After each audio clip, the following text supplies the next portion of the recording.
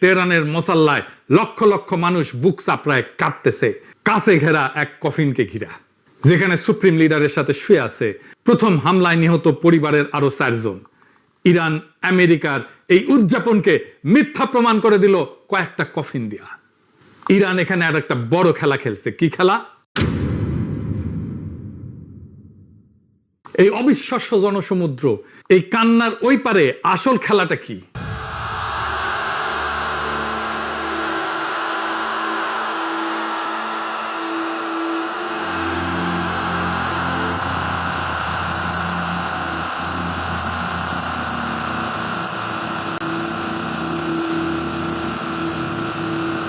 সবচেয়ে হৃদয় বিদারক ছবিটা দিয়ে শুরু করি। সেটা কালো কাপড়ে ঢাকা লক্ষ লক্ষ শোকার্ত মানুষের সমুদ্র না, রাষ্ট্রের ওই বিশাল স্থাপত্যও না। সবচেয়ে হৃদয় বিদারক ছবিটা হইল একটা ছোট্ট পতাকায় ঢাকা কফিন, 14 মাস বয়সী একটা শিশুর কফিন, যেটা বসে আছে ঠিক গোটা দুনিয়ার জিওপলিটিক্যাল সংঘাতের একদম কেন্দ্রে।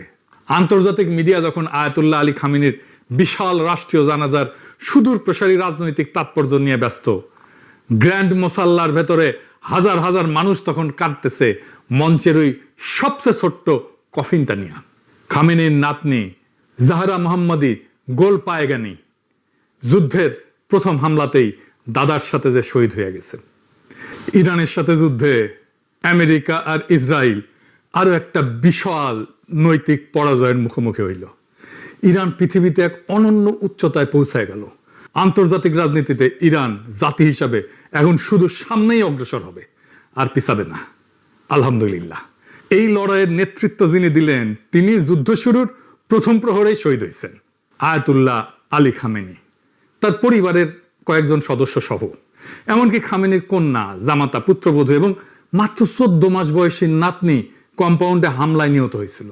যে ইরান ধ্বংস হয়ে যাবে বলে যারা ভবিষ্যৎবাণী করছিল, যারা বলছিল ইরানকে প্রস্তর যুগে ফেরত দেবে, তাদের মুখে ছাই দিয়া আজকা তেহরান থেকে আসা ইরান ইচ্ছাকৃতভাবে এই মানবিক বিপর্যয়টাকে দুনিয়ার সামনে সম্প্রচার করছে। একটা অকল্পনীয় পারিবারিক ট্র্যাজেডিকে তারা রূপান্তরিত করছে এক প্রতিরোধের এক অনমনীয় মনস্তাত্ত্বিক অস্ত্রে। একটা নীরব পারিবারিক দাফনকে বানায় ফেলছে পশ্চিমের বিরুদ্ধে চিরস্থায়ী অবাধ্যতার প্রতীকে। আর ঠিক এই জায়গাতেই পৃথিবীর প্রতি ইরানের আসল রাজনৈতিক বার্তাটা লুকানো আছে। বেশিরভাগ সময় সবচেয়ে ভয়ঙ্কর রাজনৈতিক বার্তা কোনো কূটনৈতিক চিঠিতে লেখা থাকে না। ইরানের পৃথিবীর প্রতি সবচেয়ে ভয়ঙ্কর বার্তাটা কি?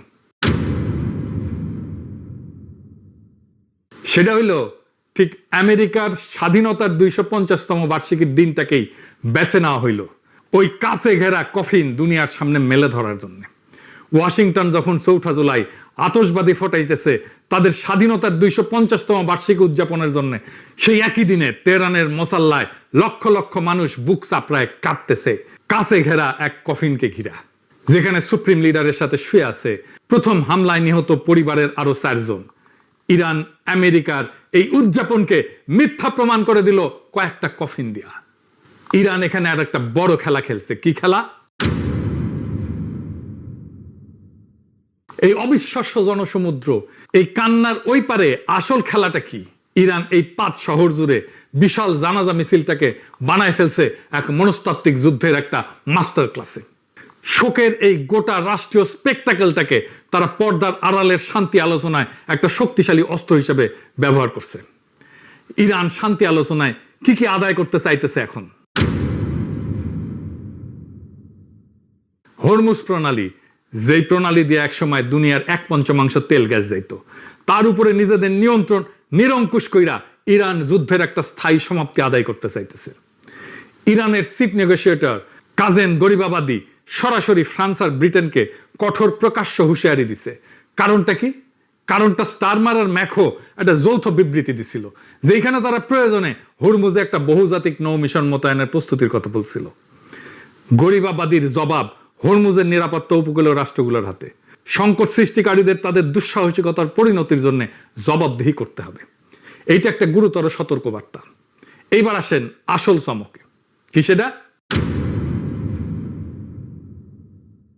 কোরআনের আয়াত দিয়া কূটনীতি, সবচেয়ে চতুর চাল। এই জানাজায় ইরান এমন একটা জিনিস করছে যেটা বিশ্লেষকরা বলছে ফিউনারেল ডিপ্লোমেসি, জানাজার কূটনীতি। 30টার বেশি বিদেশি প্রতিনিধি দল খামেনির কফিনে শ্রদ্ধা জানাইতে আসছে। আর প্রত্যেকটা দলকে যখন কফিনের সামনে আনা হয়েছে, ঠিক তখন কোরআনের একটা করে আলাদা আয়াত তেলাওয়াত করা হয়েছে। এইটা পাবলিক ডিপ্লোমেসিতে একটা নতুন জিনিস, যা আগে কখনো হয় নাই, এক অভাবনীয় উদ্ভাবন। আসেন আয়াতগুলো একটা একটা করে দেখি, আর দেখেন কিভাবে প্রত্যেকটা রাষ্ট্রকে তার প্রাপ্য অনুযায়ী বার্তা দেওয়া হয়েছে। তার আগে আর একটা জিনিস বলে নিই, ইরানের চোখে বিদেশি রাষ্ট্রগুলো দুই ভাগে বিভক্ত। এক ভাগ হইল রেজিস্ট্যান্স ক্যাম্প, যেমন হামাস, হিজবুল্লাহ, ইসলামিক জিহাদ, হাস্ত আল শাবি, লেবানন, এরা ইরানের আদর্শিক যুদ্ধের সহযোদ্ধা। ইসরায়েল আমেরিকার বিরুদ্ধে একই কাতারের লড়াকু এরা। এদের আয়াত দেওয়া হয়েছে যুদ্ধ, অঙ্গীকার, শহীদ, বিজয়ের, অর্থাৎ তোমরা আমাদের সৈনিক, আমাদের সহযোদ্ধা, আমাদের কমরেড। আর এক ভাগ হইল মিশর, কাতার, তুরস্কের মতো রাষ্ট্র। এদের বেলায় ইরানের বার্তাটা মূলত তোমরা জানাজায় আসছো, আমাদের বৈধতা দিছো, এজন্য ধন্যবাদ, কিন্তু তোমরা আমাদের যুদ্ধের সৈনিক না। তাই এদের দেওয়া হয়েছে প্রশংসার আয়াত, জান্নাত, সন্তুষ্টি, কিন্তু যুদ্ধ বা সহযোদ্ধার আয়াত না। হামাসকে কি বলা হইল? বাংলা হইতেছে মুমিনদের মধ্যে এমন কিছু মানুষ আছে যারা আল্লাহর সঙ্গে করা অঙ্গীকার সত্য প্রমাণ করছে। তাদের কেউ কেউ নিজেদের অঙ্গীকার পূর্ণ করছে, আর কেউ কেউ অপেক্ষায় আছে। তারা তাদের অঙ্গীকারের সামান্যতম পরিবর্তনও আনেনি, অর্থাৎ তোমরা কথা রাখছো, তোমরা আমাদের লোক। হিজবুল্লাহকে কি বলা হলো?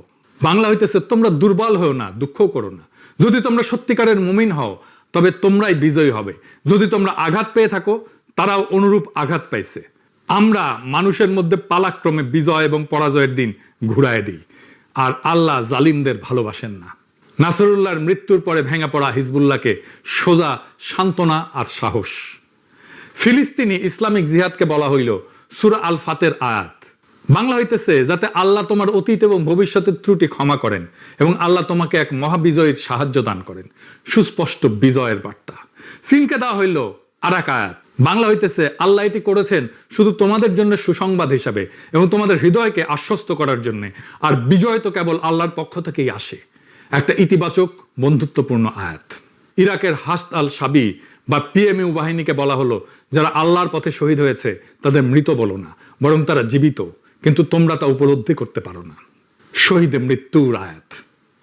আর এবার সবচেয়ে আলোচিত এবং সবচেয়ে ধারালো আয়াতটা সৌদি আরবকে। যখন সৌদি প্রতিনিধি দল কফিনের সামনে আসলো, তখন পড়া হলো সূরা আল ইমরানের 13 নম্বর আয়াত, বদর যুদ্ধের আয়াত। রিটা সাহেব শোনান। قد كان لكم آية في فئتين التقتا فئة تقاتل في سبيل الله وأخرى كافرة يرونهم مثليهم رأي العين والله يؤيد بنصره من يشاء। নিশ্চয়ই তোমাদের জন্য শিক্ষা ছিল সেই দুই বাহিনীর মধ্যে যারা যুদ্ধে মুখোমুখি হয়েছিল। একদল আল্লাহর পথে যুদ্ধ করছিল আর অন্য দল ছিল অবিশ্বাসী। নিশ্চয়ই এতে অন্তর্দৃষ্টি সম্পন্ন মানুষের জন্য শিক্ষা রয়েছে। ভয়ঙ্কর খোঁচা। বদর যুদ্ধ যেখানে ছোট্ট একটা মুসলিম বাহিনী বিশাল শত্রুকে হারাই দিছিল, আর বদর হয়েছিল আজকে সৌদি আরবের মাটিতেই। সৌদি আরব যুদ্ধের সময় আমেরিকাকে নিজের ভূখণ্ড ব্যবহার করতে দিছিল, কিন্তু ইরান ছোট বাহিনী হয়েও বিজয় অর্জন করলো। বদর যুদ্ধের সাথে নিজেকে অ্যালাইন করলো ইরান। কাতারকে দেওয়া হইল ইসলামিক জিহাদের মতোই সেই আল ফাতার আয়াত, যাতে আল্লাহ তোমার অতীত ও ভবিষ্যতের ত্রুটি ক্ষমা করেন, আল্লাহ তোমাকে এক মহাবিজয়ের সাহায্য দান করেন। তবে কাতারের বেলায় এর মানে নরম, কারণ কাতার মধ্যস্থতাকারী। সমর্থনের জন্য ধন্যবাদ। তুরস্ককে বলা হইল আল্লাহ তাদের মর্যাদা বাড়িয়ে দিয়েছেন যারা নিজেদের সম্পদ এবং জীবন দিয়ে সংগ্রাম করে তাদের তুলনায় যারা ঘরে বসে থাকে। আঙ্কারা ঘরে বসে থেকে সতর্ক ভূমিকা নিয়েছিল, সেই দিকেই ইঙ্গিত দিছে ইরান। পাকিস্তানে দেওয়া হইল সূরা আল ইসরার আয়াত, হে আমার রব, আমাকে সম্মানের সঙ্গে প্রবেশ করান এবং সম্মানের সঙ্গে বের করে আনেন, আর আপনার পক্ষ থেকে আমাকে সহায়ক কর্তৃত্ব দান করেন। সততা আর বৈধ কর্তৃত্বের জন্য দোয়া, সহায়তার জন্য দোয়া। আর মিশরকে বলা হইল তাদের প্রতিদান তাদের রবের কাছে হবে চিরস্থায়ী জান্নাত, যার নিচ দিয়ে নদী প্রবাহিত। আল্লাহ তাদের প্রতি সন্তুষ্ট আর তারাও আল্লাহর প্রতি সন্তুষ্ট।